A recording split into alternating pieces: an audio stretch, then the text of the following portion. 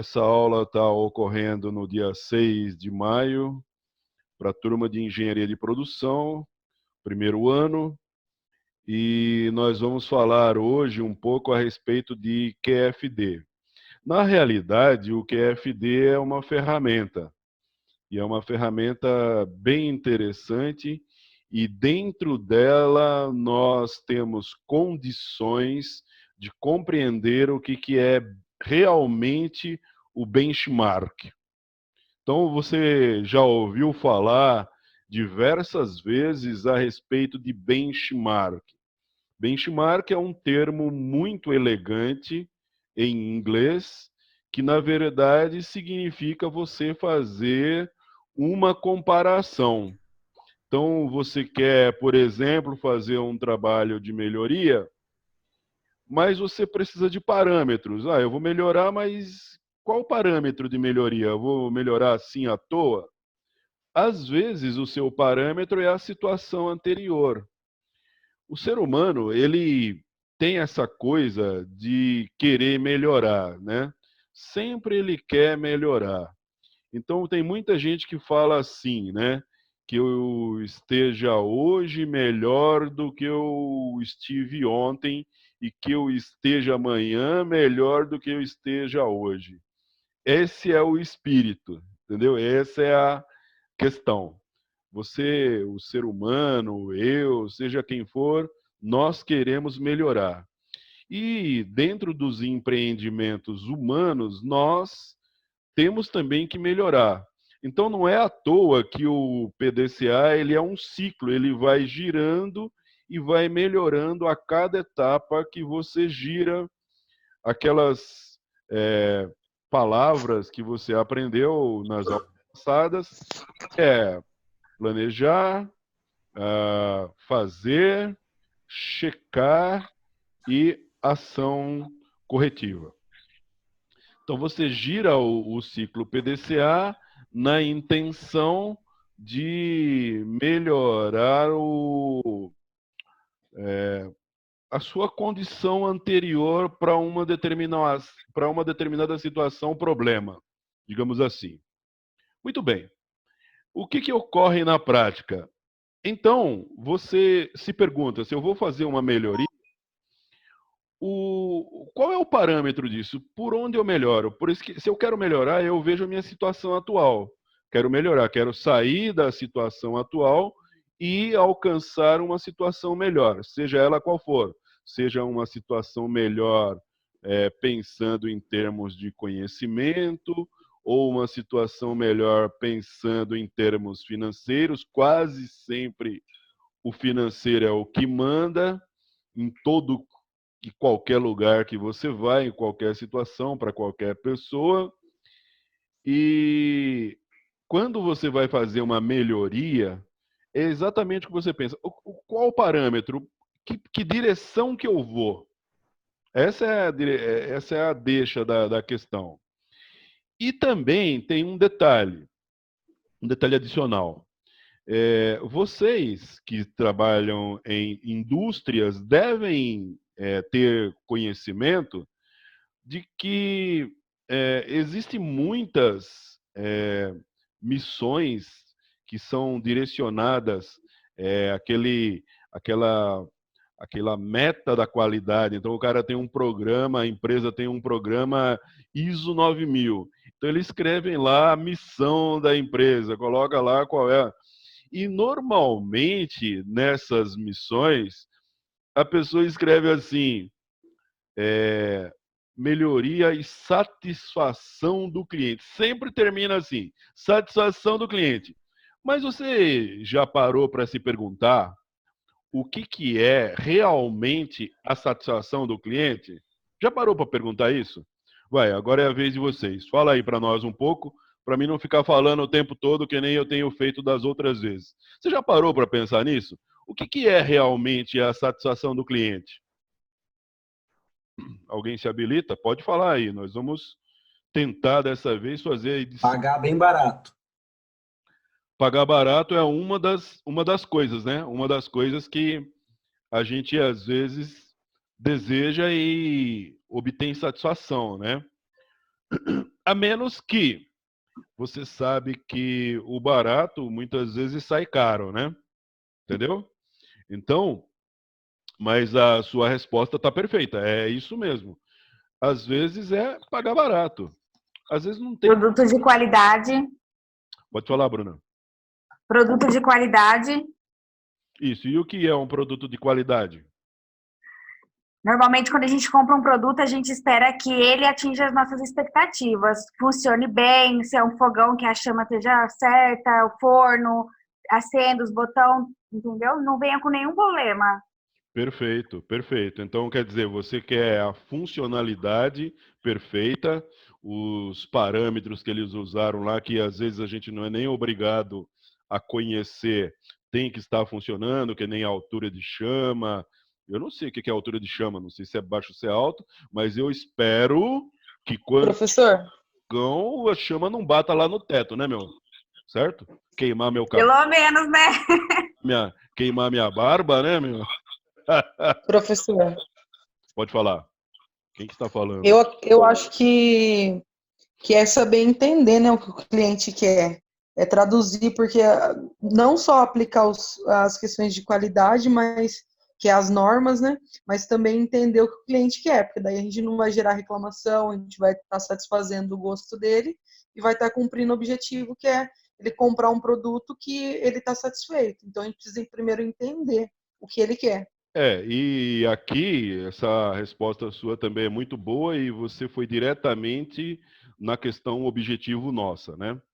Que é o que é a satisfação do cliente. Uma das coisas da satisfação é exatamente isso que você disse aí. Ou seja, a empresa, porque nós estamos falando muito de empresa, de organização, né? Mas tem uma parte da nossa ementa que vai falar de serviços. Então aí a coisa se mistura. Quando se fala em satisfação do cliente, se mistura.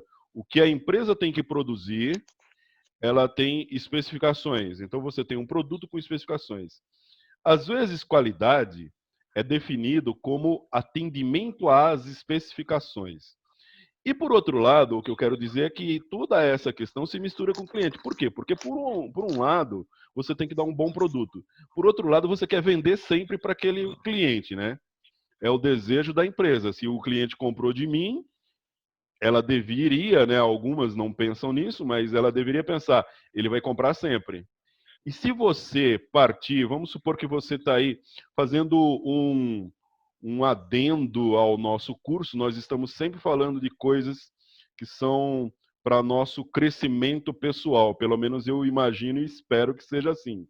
Vamos supor que você está aí meio ferrado porque a empresa te colocou de molho, te reduziu o salário em 10, 20, 30%, sei lá quanto que é isso, e aí você está hiper derrotado. O que você faz? Você parte para o marketing, né, meu? Marketing digital. Vai trabalhar com marketing digital. Vai ser um vendedor, um afiliado de um produto. É o que mais tem na internet hoje é isso.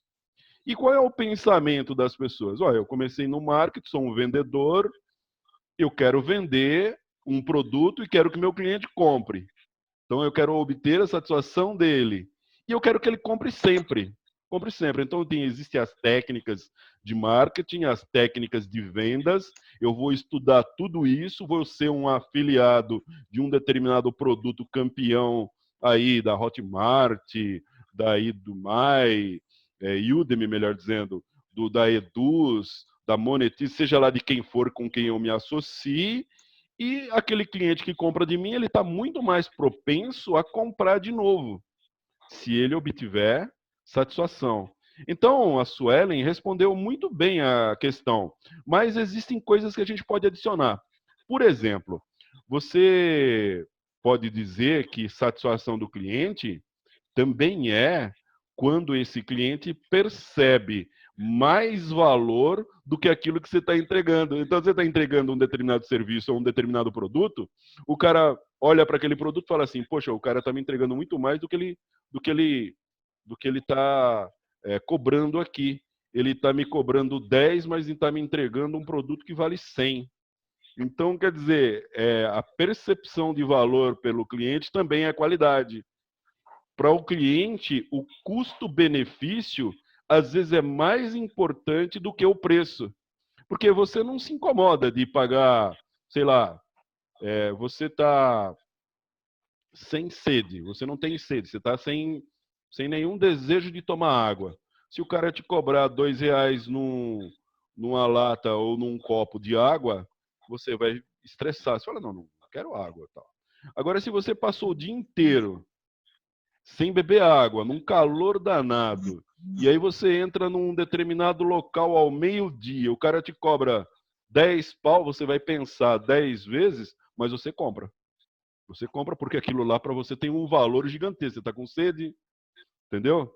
Então, em todos os critérios que nós usamos, por exemplo, um deles é esse: benefício-custo e valor, né? O valor é outra coisa que nós precisamos definir no futuro aí.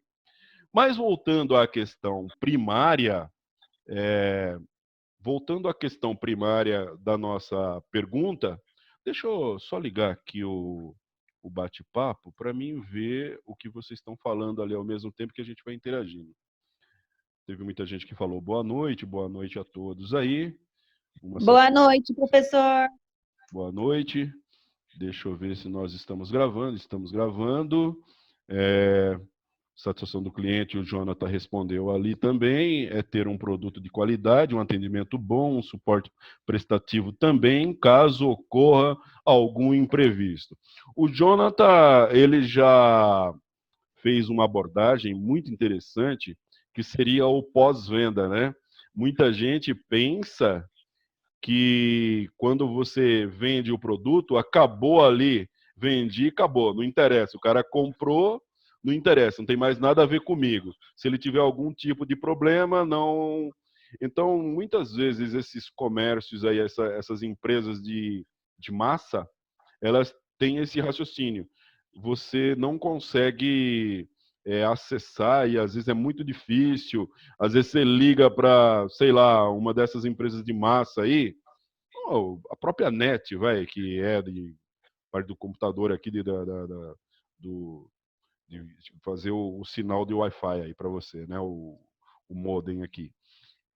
Você liga lá, é uma dificuldade, né, meu? Aí eles dispõem um site e tal, colocam um robô te respondendo e acabou. Mais ou menos isso, né? Agora, quando a empresa ela é um pouco menor, ela é mais familiar, aí eles vão um pouco mais atrás, né? Então, esse aspecto de focar aí no pós-venda é bem importante. Então, voltando à questão primária, uma coisa muito interessante, mas 10, cara, mas se você tiver com sede, vai parecer que é 50 centavos. Se você tiver com sede, meu, o cara te dá até uma água bostífera e você bebe, meu. Entendeu? E ainda 50 conto. Entendeu? Da água da torneira para você, você bebe, né, meu? Bem, não, um pouco exagerado. Talvez não, né? Talvez não. Vai que você pega aí uma virose aí você acaba morrendo, você vai pensar nisso também. Muito bem, mas voltando à questão, os japoneses pensaram muito nessa pergunta: o que é a satisfação do cliente? Entendeu?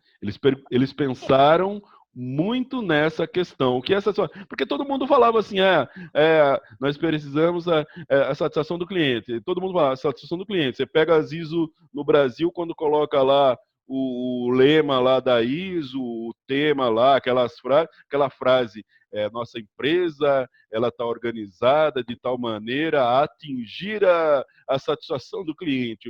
O cliente olha para o nosso produto e tem um orgasmo qualquer, entendeu? Então, eles foram perguntar, mas o que é realmente a satisfação do cliente? Então, eles pensaram muito tempo. E a devolutiva foi o quê? A criação de uma ferramenta. Uma ferramenta chamada Quality Deployment. Pode falar. Quem quer falar, pode falar. Henrique. Não? Então, continuemos. Pode falar. Não? Então, vamos continuar aqui. Eu vou dividir minha tela com vocês e vou mostrar um material. Deixa eu ver.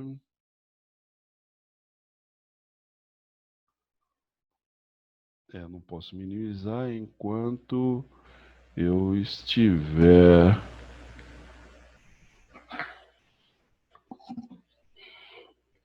Me dá um segundo. Deixa eu ver o que ocorre aqui. Isso. Esse material aqui, todo mundo está vendo aí? Sim. E? Beleza, está bem grande aí para nós, né? Então, o nome da ferramenta que os japoneses criaram é desdobramento da função qualidade. E no inglês é esse nome, deixa eu ver o que está aqui, ó. Quality Function Deployment. Por isso QFD. Então, eles criaram isso por volta da década de 70. Não faz tanto tempo assim, né? Década de 70 para 2000 são 30 anos. Para 2020 são mais 20 anos. São 50 anos que essa ferramenta tem. Então, é um período relativamente pequeno. Não é tão pequeno assim, mas é um período pequeno, né, considerando as ferramentas. Só que com a internet, isso se torna um período gigantesco, né? Opa, só um segundo.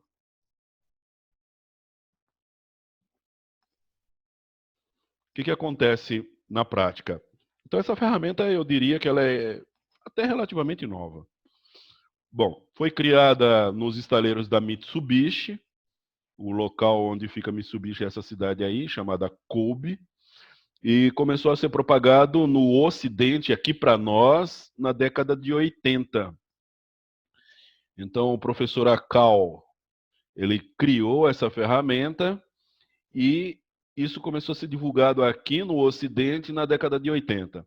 Através dessa técnica, é possível descobrir e quantificar as etapas do desenvolvimento do produto, os vários requisitos que vão de encontro às necessidades dos consumidores e, com isso, reduzir os custos e o tempo gasto no seu desenvolvimento.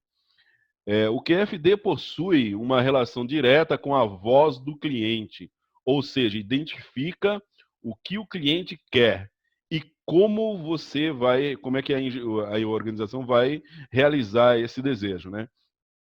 Onde os objetivos genéricos são transformados em ações que envolvem o comprometimento de toda a equipe. Muito bem, eu não vou ler tudo, porque você tem o material e você pode ler, né? Temos que ter o cuidado de identificar todos os desejos do cliente e não deixar de atender até mesmo aquele que parece ser óbvio, pois da mesma forma que o seu atendimento não aumenta a sua satisfação, por ser óbvio, o seu não atendimento poderá causar insatisfação. Esse é um ponto que todo mundo se esquece, né? Isso é óbvio. E aí você acaba esquecendo de atender aquele ponto, e você atendendo não faz diferença nenhuma, é o que ele quer dizer aí. Não faz diferença, é como se você fizesse assim, né? Eu estou atendendo um determinado requisito do cliente, e aí é como se a pessoa respondesse, não fez mais que sua obrigação. Só que se você não fizer mais do que sua obrigação, que é aquele requisito óbvio, aí isso gera insatisfação. O processo do QFD, então, agora ele entra numa visão prática. O processo do QFD é realizado através de matrizes que desdobram as necessidades dos clientes e os requisitos técnicos relacionados a ela. Seu formato semelhante a uma casa fez com que ficasse conhecido essa técnica, né, como casa da qualidade, e é conhecido no processo a voz do cliente, pois identifica o que o cliente deseja e como e quanto isso será realizado ou melhorado no processo com o menor custo possível. Muito bem, então, aqui, ó, você tem um modelo da matriz de qualidade. Então, o modelo da matriz QFD, né, ó, essa casa da qualidade, é isso aqui, ó. Beleza? Então, aqui você tem uma planilha, aqui você tem outra planilha, aqui embaixo você tem uma outra planilha, um programa especialista, um programa de computador especialista combina essas matrizes, ok? Você tem essa matriz, tem essa daqui e tem essa aqui de baixo. E aí um programa especialista combina. Você faz, aqui é outra matriz, você faz a relação que existe dessa matriz com essa por aqui, ó, os fatores, e aqui em cima também você tem uma matriz de interrelacionamento. Então você combinou nessas matrizes aqui quase tudo que nós falamos em aulas anteriores em termos de matrizes e interrelacionamento. Bom, então isso aqui é a casa da qualidade, né? Aqui embaixo você tem os valores de importância. Se for menos importante, em termos de... Deixa eu ver se está faltando.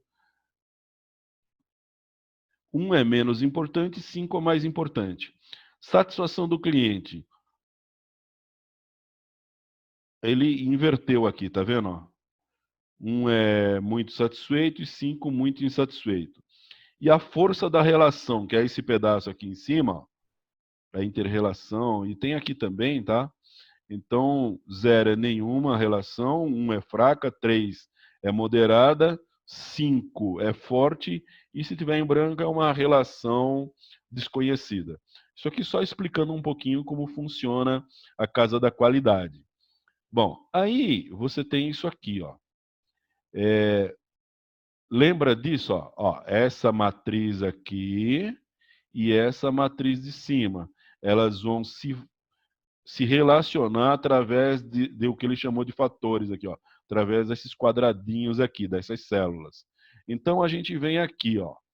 Você tem aqui o exemplo, ó, a necessidade do cliente é essa primeira matriz aqui. Depois você tem uma matriz aqui que é o como. Então o que se relaciona com o como. Então ele está dizendo aqui, ó, as especificações são detalhadas para cada uma das partes do produto. 3. Processos para fazer cada uma das partes são estabelecidos. 4. As necessidades de produção para cada uma das partes são determinadas. Então, essa matriz ela caminha assim, né? Etapa por etapa, aqui requer uma visão, tá? Então, você tem o que e o como na primeira matriz do QFD, na primeira casa da qualidade. Aí, resolvendo esse o que e o como, você parte para uma segunda, que é uma matriz, casa da qualidade, detalhando um pouco melhor isso aqui. Onde você vai ter, inclusive, definindo subconjuntos dessa matriz. Depois você vem para uma terceira etapa, que também é uma matriz casa da qualidade, onde você vai descrever os processos. Então, são diversas matrizes, né? Bom, aqui ele fala um pouco dos benefícios da aplicação do QFD, e é o foco no consumidor e concorrência, registro das informações, interpretações convergentes das especificações, aumento do comprometimento e assim por diante. Bom, vamos ver na prática. Aqui, ó, o QFD na prática. Aqui, primeiro você precisa saber a definição de cada uma dessas coisas aqui, ó. A primeira coisa a ser definida, o que é voz do cliente, né? Que atributos o cliente considera importante para o produto ou serviço? Então, nessa fase aqui, que é de definir a voz do cliente, listam-se os atributos, pondera-os em função das respostas apresentadas. O que acontece aqui? Vamos explicar de uma maneira mais inteligível. Vamos nessa matriz aqui. Essa matriz aqui, vamos supor que é a primeira casa da qualidade. A matriz casa da qualidade é a primeira, porque vão surgir outras. Então, essa é a primeira. O que vai acontecer? Nesse pedaço aqui, ó, você vai colocar a voz do cliente. O que o cliente quer? Vamos supor que você tem um determinado produto. E aí você faz uma pesquisa de marketing. Nessa pesquisa, os clientes pesquisados vão te responder o que você perguntar lá. É um survey, né? Normalmente tem esse nome, um questionário, ou então é uma pesquisa de campo, você manda alguém lá num determinado, sei lá, nicho, você vai lá numa determinada cidade, existem cidades que são cidades onde se faz pesquisa de marketing. Por exemplo, Sorocaba aqui em São Paulo é uma dessas cidades, onde quando se vai lançar produto, muitas empresas gostam de lançar produto lá. Então você vai e pergunta para o cliente. Bom, guardou bem essa informação, né? Você, enquanto organização, enquanto empresa, você vai até o seu cliente e pergunta para ele o que ele quer, o que ele acha daquele produto, o que ele pensa, o que poderia melhorar naquele produto. O cliente, por sua vez, ele é uma pessoa que vai responder de maneira emotiva. Ele vai responder de maneira emotiva. Ele nunca vai responder de maneira técnica. Muito raramente um cliente vai responder de maneira técnica. Não estou dizendo que isso é impossível de acontecer, mas devido à natureza do questionário, devido à natureza de conhecimento médio do cidadão brasileiro, ele nunca vai te responder de uma maneira técnica. Você vai vender um serrote para o cara. Aí você fala, o que você acha desse serrote? A pessoa, em vez de falar, sei lá, ela não vai falar dos ângulos do dente do serrote. Eu percebo que os ângulos dos dentes desse serrote tem 45 graus, tem 70 graus, então ele parece melhor, parece que ele tem mais dentes. Ele não vai responder isso. Ele vai falar assim, o serrote é bonito. Tá, e o que é um serrote bonito? Não é um serrote bonito. Ele serra bem. Ele vai dizer assim, ele serra bem. E o que é serra bem? Então você consegue perceber que as respostas são mais passionais, né? Normalmente o cidadão brasileiro, ele é muito emotivo, ele é muito passional. De repente você mostra o serrote para ele, o cara é capaz até de chorar, entendeu? De ver aquela ferramenta que corta árvores, corta madeira, o cara fica emocionado e começa a chorar na sua frente ali. Muito bem. Então as respostas dos clientes são emotivas, são passionais ali, né? Bom, aí as respostas a respeito de um produto entram aqui. Pode entrar diversas características aqui. Você quer, por exemplo, falar sobre um carro. O que o carro... Você quer analisar o espaço do carro. Então, você faz as perguntas, o questionário, supondo que todas as perguntas estão questionalizadas para verificar a satisfação do cliente quanto ao espaço. E aí os clientes começam a responder, o espaço do carro, ele tem que ser maior. Vamos supor que eu tenho um carro eu quero melhorar um carro, faz de conta que o up. Eu quero melhorar o up. Então você começa a perguntar, o que você acha que nós podemos melhorar no up? Faz 4, 6, 10 perguntas, sei lá. Mas uma delas é, o que você acha que pode melhorar no up? Aí a pessoa vai responder aqui, ele precisa ser mais espaçoso, ele precisa ter bancos de couro, ele precisa de tal coisa. Então ele vai descrevendo, você vai pegando as respostas e você vai colocando aqui. Da maneira como o cliente respondeu, você não vai inventar nada. Beleza? Muito bem. Aí, você tem isso aqui que a gente chamou de a voz do cliente. Só que quando você vai traduzir isso, você traduz em uma característica de engenharia. Então, a pessoa que vai ler aquele relatório, ela começa a se questionar, o engenheiro ou o marqueteiro que está por trás da organização, junto com o departamento de engenharia, se ele for de marketing, normalmente é o que ocorre, ele vai começar a se questionar. O cliente me respondeu que tem que ter um carro grande. Mas o que é grande? O carro tem que ser grande do tamanho de um porta-avião, de um navio, de um transatlântico? Que tamanho é esse grande? Você está começando a entender o raciocínio? O carro tem que ser grande, tem que ser espaçoso, mas ele não pode ser do tamanho de um caminhão, de um cavalo mecânico, de uma carreta. Não é, né, meu? Senão vai ser uma carreta. Então, tipo, de uma carreta, pô. Não é isso. Então, você começa naturalmente a entender que essa ferramenta, ela requisita que você faça comparação. E comparação o que é? É a tradução pobre de um termo elegante chamado benchmark. Então, o que é benchmark?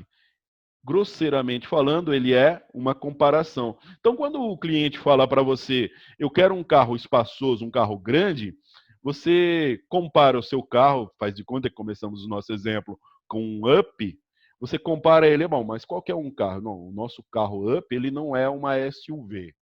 Mas que carro que é maior que ele? Ah, um carro maior que ele é o, sei lá, o... Fala um carro que é um pouco maiorzinho que o Up aí. Fala para nós.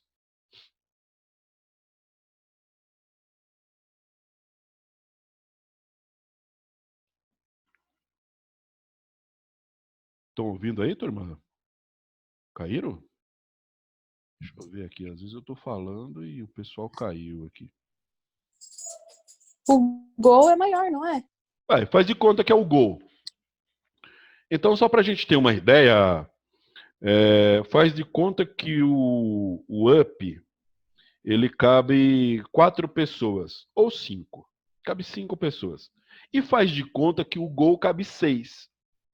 Poxa, então você começa a estudar características do mercado para o Gol e você percebe que o Gol tem, sei lá, eu estou chutando tudo aqui. Faz de conta que o Up ele tem um espaço de, sei lá, 1 metro quadrado e o Gol tem 1,2 metro quadrado. E aí você começa a estudar a satisfação das pessoas quanto ao espaçamento do Gol. Agora, outra sacada para você. Você está conseguindo entender que você pegou o produto de um concorrente para levantar que características você precisa melhorar no seu produto?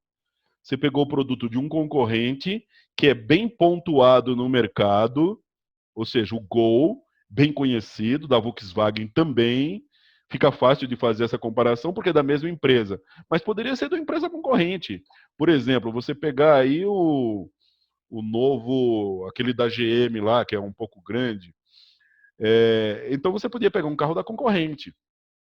Você gera um outro problema que vamos discutir daqui a pouco, mas você conseguiria levantar dados dentro de critérios objetivos, critérios de engenharia, para saber o quanto você vai aumentar de espaço no Up para ele passar a ser campeão de vendas. Por exemplo, ele já é, mas estamos fazendo de conta, né?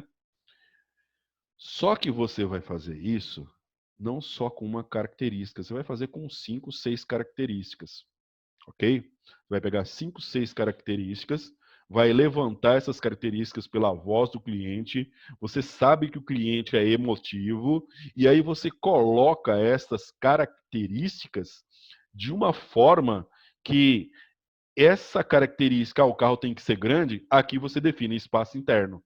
Então, o cliente que é emotivo, ele até chora quando ele pensa no Up, ele começa a dar risada, né, de bobeira, né? Começa a dar risada de bobeira, né, meu? Ele muitas vezes traduz de forma emotiva, e aqui nessa planilha de cima, você vai escrever definições de engenharia. Então aqui, por exemplo, o cara falou, eu quero um carro grande. Aí você vai escrever, definição de engenharia aqui, o que que é? Espaçamento interno. O cara fala assim, o carro tem que ser confortável.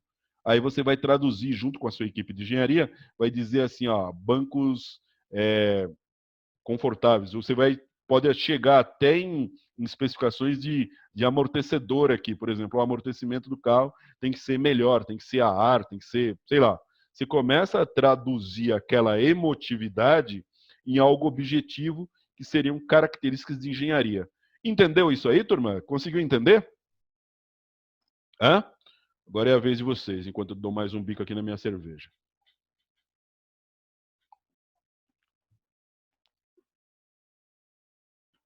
Conseguiu entender ou não? Tô achando que ninguém entendeu. Ou deu para entender? Conseguiu entender?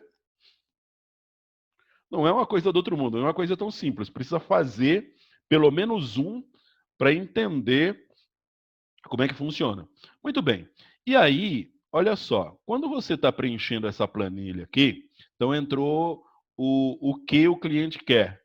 Aqui no como, você vê que aqui ó, é o que, então você descreve lá na primeira planilha o que é a voz do cliente, a necessidade do cliente, e o como é a tradução. As necessidades dos clientes são traduzidas em especificações técnicas. Quem faz isso?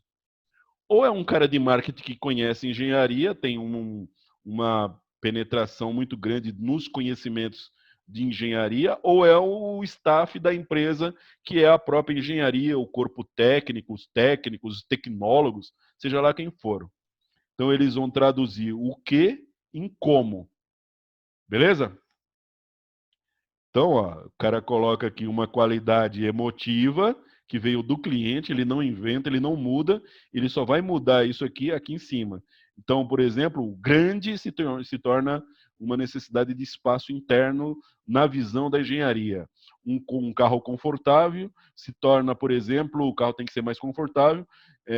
Estamos falando de um produto específico aqui, no nosso exemplo, não estou dizendo que seja, mas o nosso exemplo aqui seria o Up. O cara fala assim, o carro tem que ser mais confortável. Então, o cara vai traduzir ou numa características para os amortecedores do carro, sistema de suspensão, ou então ele vai partir, ou para os dois, né? Ele vai partir para o conforto interno do carro, com bancos reclináveis, seja lá o que for que ele faça, pensando em maior conforto do cliente. Então, beleza. Aí, ele deu os benefícios aqui, e aí ele começa aqui o que é traduzir cada uma das coisas. Na voz do cliente, então, que atributos o cliente considera importante para o produto ou serviço. Análise da concorrência. Como nós nos situamos em relação aos nossos concorrentes quanto aos itens enumerados pelos clientes? Bom, como é que funciona isso? Você percebe que aqui no final, aqui no finalzinho, aqui, ó, você tem não, aqui, nesse caso, ele colocou aqui embaixo, tá? O valor-alvo do fator. Então, você tem aqui, vamos supor, espaço interno. Espaço interno. Então, você vai ter aqui uma pontuação. E a grande questão, ele não está mostrando nessa planilha aqui, mas, por exemplo, né, você vai colocar assim, Gol da Volkswagen, vai ter uma linha para o Gol da Volkswagen. Então, em termos de espaçamento, faz de conta aqui que o primeiro é espaçamento. Em termos de espaçamento, você deu uma pontuação para ele. De acordo com a pesquisa que nós fizemos, o espaçamento do Gol é o carro maior que tem, que dá uma satisfação muito grande para os clientes, é o Gol. Então, ele tem pontuação, vamos supor que seja de 1 a 5, de 1 a 10, ele está numa pontuação 9. E o nosso está numa pontuação 5. Pô, do 5 para atingir o 9, está bem distante. Aí você pegou um segundo carro, então você coloca aqui o outro carro. Faz de conta que é sei lá, um carro da GM, que nem nós tínhamos citado. Qualquer um deles lá. O carro da GM, ele é um pouco menor do que o carro da Volkswagen, do que o Gol, porém ele é muito maior ainda chega a ser maior do que o carro o nosso Up. Então, aí o pessoal resolve avaliar aquilo, avalia aquilo como nota, sei lá, 7. Tinha dado 9 para o Gol, ele passa a ser uma nota 7. Muito bem. Quando eu vou me avaliar em função dessa comparação, eu me dou nota 5. O staff, o corpo de engenharia, o corpo técnico, fala assim, então, em termos de espaço, comparando esses dois produtos, o nosso seria um nota 5. Tem espaços menores? Tem. Às vezes você compra um Lada e o Lada só cabe 2 pessoas. Ou compra aí uma Romizeta, cabe 2 pessoas. Então, esse seria o nota 1, nota 2. Muito bem. Aí, você tem, então, uma outra coisa que se chama a voz da engenharia, é o como. Que características de engenharia afetam um ou mais atributos identificados pelo cliente? Nesse aspecto, o símbolo mais significa que a engenharia gostaria de aumentar o nível de atributo e inversamente para o símbolo interrogação, mas acho que ali deveria ser o símbolo menos, ou interrogação mesmo, não importa. Então, veja, aqui ele está fazendo o seguinte, aqui ele colocou os atributos de engenharia. e aqui as características do cliente, né? O cliente falou aqui e quem está traduzindo isso aqui é a engenharia. Nesse campo aqui, ó, o que ele chamou de fatores, ele vai colocando maisinho ou menos. Ele tem lá dois sinais, é um maisinho ou menos. Acho que tem um terceiro que eu não me lembro de cabeça. Mas nós vamos fazer um exercício prático disso aqui na sexta, e aí eu vou me lembrar até lá, entendeu? Muito bem. Aí ele coloca um maisinho e tal. Esse maisinho significa uma nota, uma pontuação. Digamos que seja nota 1, por exemplo. Então, quando você coloca um maisinho, em termos internos de um programa que faz isso automaticamente, ele entende como uma nota, como um valor. E aí ele te dá depois um gráfico aqui para baixo. E esse gráfico vai dizer para você assim, olha, você tem que atacar essa e essa característica, esse atributo. Você não precisa atacar todas as características de uma vez que tornam, por exemplo, o Gol, que é o seu carro concorrente que você usou para fazer a comparação, você não precisa atingir todas as características que ele tem de bom de uma vez só, porque senão o custo dessa melhoria fica muito alto. Você atinge, por exemplo, 3, 4 melhorias ali, sei lá, 30% do que ele possui, depois numa segunda você atinge mais 30, depois numa terceira mais 30. Você escala. Você escalou no negócio, né? O que é correlação? Que tipo de correlação existe entre o que os clientes desejam, a voz do cliente, e o que a engenharia quer, voz da engenharia? Essa correlação deverá ser assinalada na matriz com símbolos diferentes. Depois vem uma coisa chamada comparação técnica, que vale as perguntas, né? Como o nosso produto se comporta frente aos produtos da concorrência? Depois, na sequência, nós temos as interrelações. Quais são as interrelações em potencial do projeto? Aqui devem ser apontadas como uma melhoria em uma característica do projeto podem eventualmente interagir de maneira negativa sobre outra característica. Então você tem, por exemplo, vamos pegar aqui, ó. Então aqui você tem as características sendo descritas pela engenharia. Então faz de conta que aqui você tem espaço, né? Espaço interno. E aqui você tem, faz de conta, porta-mala. Espaço interno do carro e o porta-mala. Elas têm uma inter-relação negativa. Se eu aumento o espaço interno, significa que eu vou ter que diminuir o porta-mala. Por exemplo, faz de conta aí, por exemplo, tá? Então é basicamente isso. Por isso que tem aqui, ó, esse primeiro aqui está interagindo com esse através desse ponto aqui. Esse aqui interage com esse através desse outro ponto aqui em cima. Esse interage com esse através desse ponto aqui. Beleza? Interrelação. Então tá aqui, ó. Ele está dando um exemplo bem simplesinho, ó. Casa da qualidade, porta de carro. Então ele colocou aqui, ó, facilidade de fechar, permanecer aberta, abertura e vedação. Ele separou em dois campos, né? Facilidade de abrir. Qual a importância relativa disso? Ele deu nota, facilidade de abrir nota 3, permanecer aberta nota 5 e facilidade de fechar nota 7. Força para fechar foi uma característica que ele colocou, de engenharia. Verificar força no plano. Depois, quanto à vedação, que é essa segundinha aqui, né? Ó, esse segundo conjunto de fatores. Ele colocou assim, ó, resistência na vedação, resistência na... só colocou resistência na vedação. Ele estava sem criatividade aqui. Bom, vamos pegar essas duas aqui, ó. Então ele marcou aqui, ó, um Vzinho, ó. Marcou um Vzinho aqui. O que significa o Vzinho? É uma correlação positiva. E um Xzinho, uma relação negativa. Olha só. Sobre a facilidade... Não é isso. Sob não entra chuva com resistência à vedação, é uma relação positiva. Sobre facilidade de fechar com resistência na vedação, é uma relação negativa. Ou seja, quanto mais você tiver facilidade de fechar, mais resistência menos resistência à vedação, para ser mais fácil de fechar. Você tem que aumentar essa, enquanto essa aumenta, essa diminui. Por isso que é negativo. Muito bem, e aqui ele faz percepção do cliente. 1, 2, 3, 4, 5.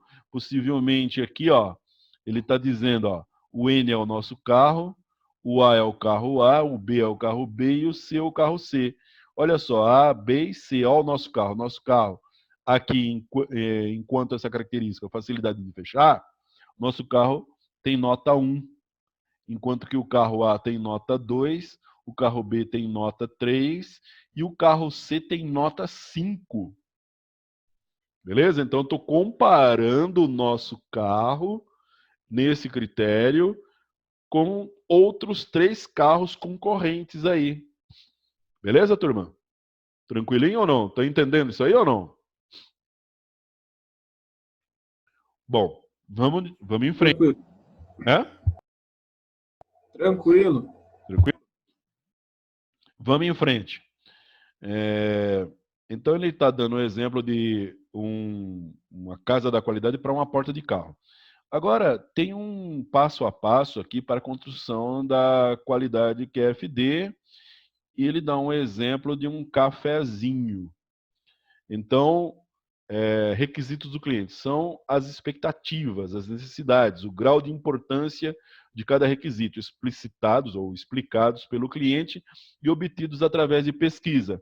Então, o cara colocou uma pesquisa numa determinada cidade, ele fez um cálculo para ver quantas pessoas tinham que responder essa pesquisa, depois ele faz uma extração usando estatística e probabilidade. Ou então ele usa uma outra coisa chamada análise multicritério, que eu também passei para vocês, é uma parte pesada aí do curso. Muito bem, o que acontece aqui? Ele descobriu através da pesquisa que o café tem que ser quente, estimulante, saboroso e preço baixo. E em termos de importância para o cliente, ele também na pesquisa conseguiu colher isso. O café está quente é nota 5, tem um grau de importância alto. Se for estimulante, tem nota 2. O preço baixo tem nota 2 e saboroso tem nota 4. Então, ele ser saboroso e quente tem as maiores notas aí na visão do cliente. Ok? Agora, você, como é um cafezinho, você consegue imaginar, né? É quente, mas quanto? Tem que ser quente 100 graus? O cara colocar na língua, fura até a língua do camarada?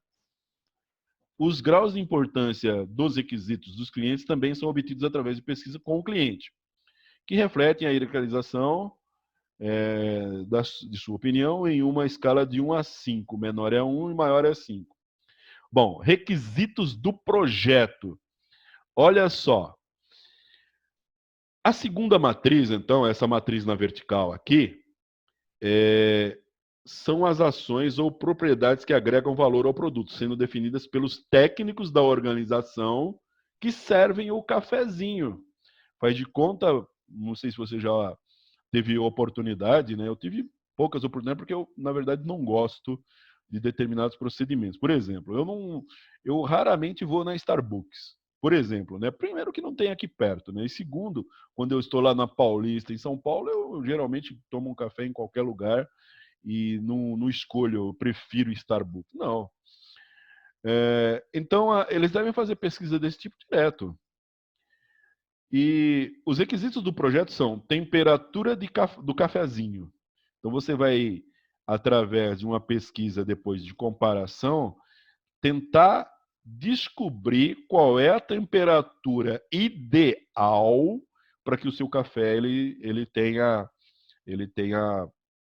boa aceitação. Depois ele colocou aqui quantidade de cafeína, componente do sabor, componente do aroma, preço de venda e volume. Quantidade de café. Beleza? Aí ele colocou essas características aqui, ó. Tá, ó, todas elas ele descreveu aqui, ele colocou aqui, ó. Bom, o relacionamento dos o que e como. Verificar a intensidade do relacionamento dos o quês com os comos. Então você tem aqui, ó, requisito de projeto, a importância que você já tinha pontuado com o cliente, o café quente. O café quente tem uma relação forte. Olha, quando a gente está falando de uma determinada ferramenta, às vezes parece muito óbvio descobrir qual é a relação que tem com uma característica de engenharia. O grande problema é saber com o que ele não tem característica, com o que ele não se relaciona bem. Por quê? Às vezes é a mesma coisa, quase dentro do mesmo contexto. Às vezes, o grande problema não é você tomar uma decisão de escolher entre o certo e o errado. Esse não é problema nenhum, você vê o errado e você vê o certo. Você consegue, obviamente, separar as duas coisas dentro do seu grupo de valores, até ensinados por família, o que você aprendeu, a sua educação. Você consegue discernir entre o certo e o errado. Mas quando você vai discernir, quando você tem que tomar uma decisão onde você tem o certo e o outro certo, dois níveis de certo, com qual deles você fica? Essa é uma boa questão para reflexão até a próxima aula. Com qual dos dois você fica? Eu tenho um grupo de funcionários, em virtude da pandemia eu sou chefe, qual deles eu devo mandar embora? Uma vez que a minha direção falou assim, olha, manda embora 10% do seu contingente aí. Você tem 100 pessoas, você vai mandar 10 pessoas embora. Você tem uma situação. Ali, aquela situação, você não avalia como certo ou como errado. Você tem uma situação onde você tem que tomar uma decisão. E aí, como que você manda? Você manda porque o cara tem barba branca? Você manda o outro porque ele é brincalhão na cidade? Você manda um cara embora porque ele é chato, mas ele dá muito resultado? Como é que você faz? Que critério você usa? Então, às vezes, os problemas não estão no fato de você escolher entre o certo e o errado. O problema aqui não é o óbvio. Claro que o calor, a quintura, o nível de temperatura do cafezinho, ele vai ser comparado tecnicamente e vai ter uma relação forte com a temperatura do cafezinho, é lógico. Mas com o que ele não tem relação dentro do leque de coisas? Por quê? Porque você tem que separar. Por que você faz isso? Porque você tem que separar exatamente o que é do que não é. Entendeu? Às vezes você fala melhor de uma coisa dizendo o que ela não é do que o que ela é. Entendeu?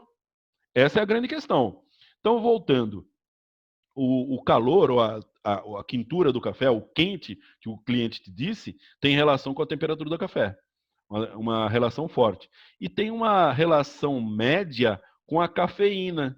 Por que a quantidade de cafeína tem uma relação média? Se eu fosse fazer isso, eu falaria que tem uma relação fraca. E as outras eu não conheço, por isso que eu não coloquei nada. Estimulante. O estimulante tem uma relação forte com a temperatura. E tem uma relação forte com a quantidade de cafeína, porque é a cafeína que estimula. Porém, tem uma relação fraca com o componente de sabor e uma relação mediana com o componente de aroma. Então, quer dizer, o cara sente o aroma do café, se o café tiver um aroma gostoso, ele vai sentir estímulo em tomar. Se ele perceber que tem o cheiro de uma meia véia, né, feito da calcinha de alguém, ele já desestimula, entendeu? Ou quem sabe estimula até mais, né, Muito bem. O café é saboroso. Se for feito num coador, sei lá, ele tem a ver com temperatura do cafezinho, ele tem uma relação fraca com a quantidade de cafeína, ele tem uma relação forte com o componente sabor, ser saboroso é óbvio, e ele tem uma relação fraca com o componente aroma. Às vezes o aroma não tem nada a ver com o sabor, né? Mas às vezes tem. Eu colocaria pelo menos uma média aqui, não fraca. E o preço baixo? O preço baixo tem a ver com o preço de venda e tem a ver medianamente com o volume. Deu para entender até aqui, turma? Fala para nós aí, vai, faz favor.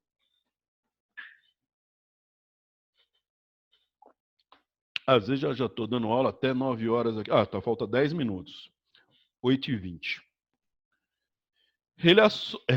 Relacionamento dos comos. Verificar a intensidade do relacionamento entre si dos comos. Aqui ele colocou no singular, eu estou falando no plural, mas dá na mesma. Ó. Relação dos comos é você relacionar cada característica de engenharia com uma, né? Então, eu estou relacionando temperatura com esse, quantidade de cafeína com esses 4 e com a temperatura, componente do sabor com esses 4, mas como eu já relacionei esse com esse, ele não volta lá atrás. Muito bem, aqui também a posição forte, positiva forte, positiva, negativa forte e negativa. Então, são esses símbolos aqui, você identifica, né? E aí ele colocou aqui, ó, a temperatura do cafezinho, você vê que aqui, ó, ele não está correndo, não colocou com ninguém, né? Ó. A quantidade de cafeína tem uma relação positiva forte com componente sabor, positiva forte com componente de aroma, ou seja, a quantidade de cafeína aumenta o componente sabor e o componente aroma. Compensação, ela é negativa com o preço de venda. Se eu aumento a quantidade de cafeína, melhor, para que eu aumente a quantidade de cafeína, aqui eu fiquei com a visão de que ele está fazendo... Bom, tudo bem. Quando você aumenta a quantidade, se eu diminuo a quantidade, deveria diminuir o preço.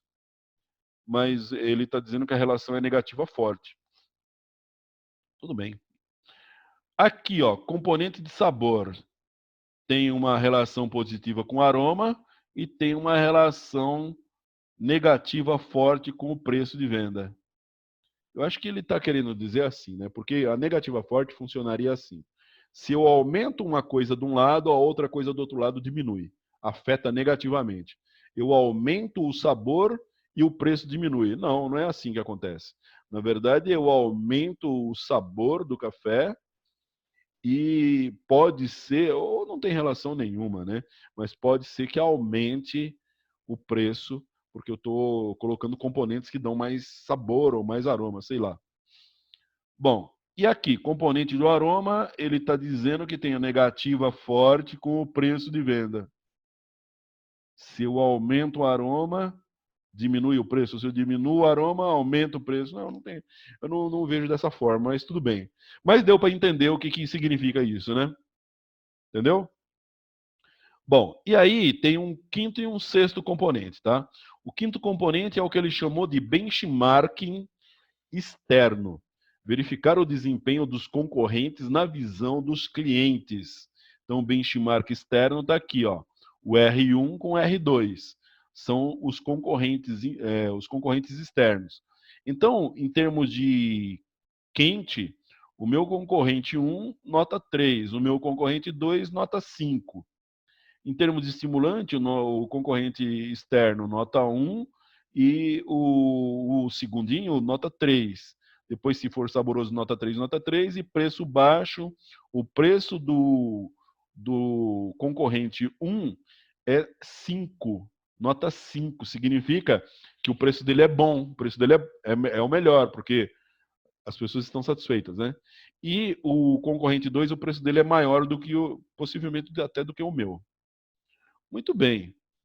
Aí, ele tem também o benchmark interno, verificar o desempenho dos concorrentes na visão dos técnicos da empresa.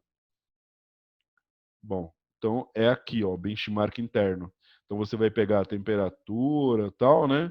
Essas coisas aqui e vai fazer uma pontuação aqui. Quantificação dos comos. Quanto? Estabelecer, faltou uma letra E aqui, estabelecer as metas para cada como.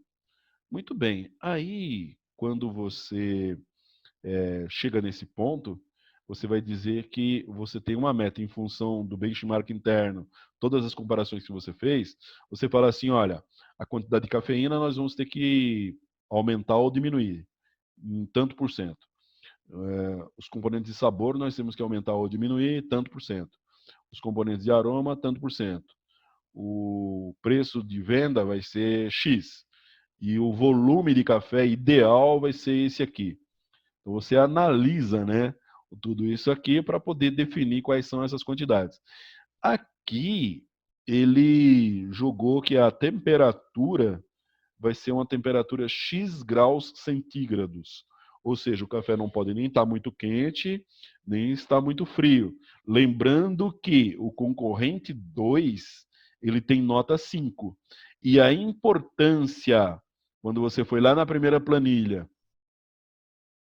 a importância da temperatura do café, ela é nota 5. Então, você tem aqui temperatura do café e se ele é saboroso. E aqui você conseguiu definir que a temperatura, você tem um concorrente que tem nota 5. Então, esse concorrente de nota 5, o componente temperatura do café dele foi muito bem avaliado. Então, você vai jogar próximo do dele. Beleza? Você vai dizer assim, ó, a temperatura, tecnicamente, para mim ganhar um 5, sei lá, vou chutar, 50 graus. E para que o meu café seja saboroso, todos esses cafés aqui, ó, tanto o R1 quanto o R2, a nota é 3. O meu, eu não sei que nota que é. Digamos que o meu seja a nota 2. Eu vou chegar na nota 3. Ou então eu defino estrategicamente que eu quero uma nota 4. O meu sabor tem que ser melhor que o meu concorrente 1 do que o meu concorrente 2. Beleza, turma? Tranquilo? E aí você tem a casa da qualidade completa aqui, ó. Esse exemplo está com vocês aí. E basicamente é isso que é o QFD. Tranquilo? Bom, então eu vou dar uma tarefa para vocês, para a gente poder fazer para a próxima aula. E vocês me lembram no grupo, tá? Quem puder anotar aí, a tarefa é a seguinte: você vai fazer. Mas isso aqui vai dar rolo, isso vai dar separação, meu. Você vai fazer um QFD, os rapazes da namorada ideal e as garotas do namorado ideal. Eu sei que é um tema complicado, não existe esse ideal em termos de pessoa humana, mas nós vamos fazer, porque é um tema que eu já fiz no passado com uma turma, foi muito didático, as pessoas entenderam, as comparações foram as mais inusitadas possíveis, foi engraçado e o pessoal se divertiu muito fazendo essa comparação na hora de fazer o benchmark com o concorrente aí. Mas cuidado para não se identificar muito com a ideia e nem levar isso muito a sério, porque é só uma brincadeira, tá? É só uma brincadeira que vai nos ensinar como é que funciona o QFD. Então você imagina um cliente que está procurando um namorado, se for um homem, uma namorada, se for uma mulher. Então você vai descrever, o meu cliente é a fulana de tal. Porque senão você fica sem sentido do que você vai fazer. Então, se alguém perguntar para você o que você está fazendo, fala, estou fazendo a descrição do namorado ideal para fulana. Você vai dar um nome para ela, Betina. A namorada ideal para o John. Mas de quando que são esses dois? Então, na sua visão, você vai descrever o que a Betina ela colocaria como voz do cliente, ela que é a cliente, na necessidade do namorado ideal. O que ela vê como namorado ideal? A mesma coisa se for o John, né? Muito bem. Então, basicamente, é essa a tarefa.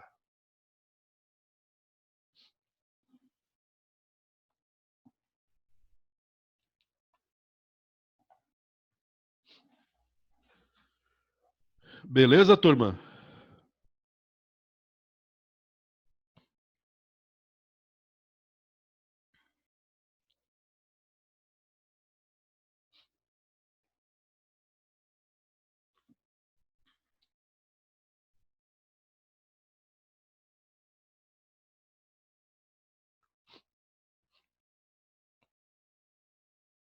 Alguma observação? Alguém quer falar alguma coisa? Nós vamos finalizar.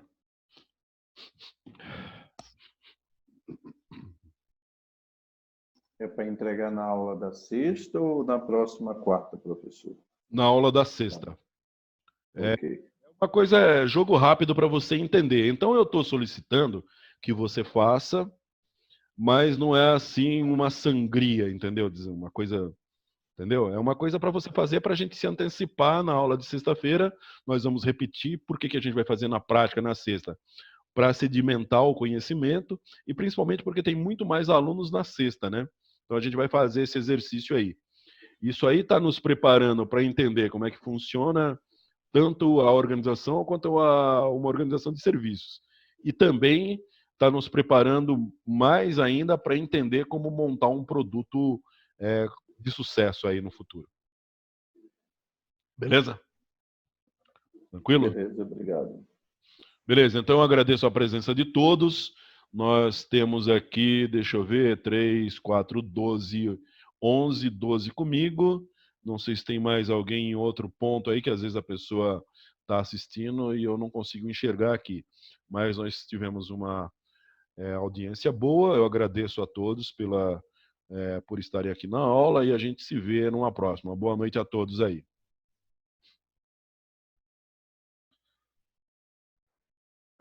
Boa noite, senhor. Boa noite. Tchau, senhor. Tchau, tudo de bom, Carla. Obrigado, igualmente. Falou.